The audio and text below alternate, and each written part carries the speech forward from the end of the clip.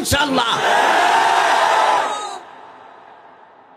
এ দেশ জাতিকে ইনশাআল্লাহ সাথে নিয়ে একটা শরিয়ার রাষ্ট্র, একটা ইনসাফের রাষ্ট্র প্রতিষ্ঠা করে ইনশাআল্লাহ আল্লাহর কাছে সেই স্বপ্ন দেখি, সেই দোয়া করি, সেই স্বপ্ন নিয়ে আগায় যাচ্ছি ইনশাআল্লাহ। আমরা হতাশ নই, আমরা পরাজিত মানসিকতার লোক না, আমরা ভয়ে চুপসে যাওয়া মানসিকতার লোক না।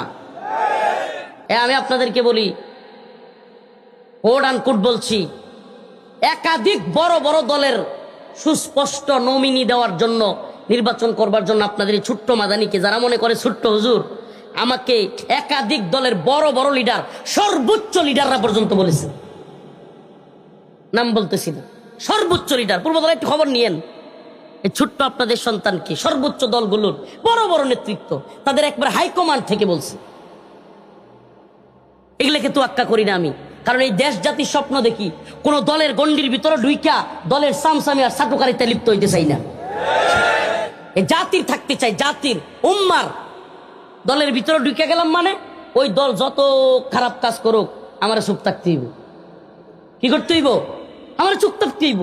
কারণ আমি যখন ওই দলের পলিসির মধ্যে ঢুকে যাব, তখন তাদের বিরুদ্ধে বললে তারা অবশ্যই বলবে যে আপনি আমাদের দল থেকে বের হয়ে যান। এটা আরো লজ্জার। এটা কি? এটা আরো লজ্জার। কারণ এরা স্বার্থের রাজনীতি করে, আল্লাহ মাফ করুক। আর আমরা স্বার্থের রাজনীতি করি না। দুইটা কি এক হইল? একদল স্বার্থের রাজনীতি করে লোক, আর আমরা স্বার্থ রাজনীতি ঘৃণা করি।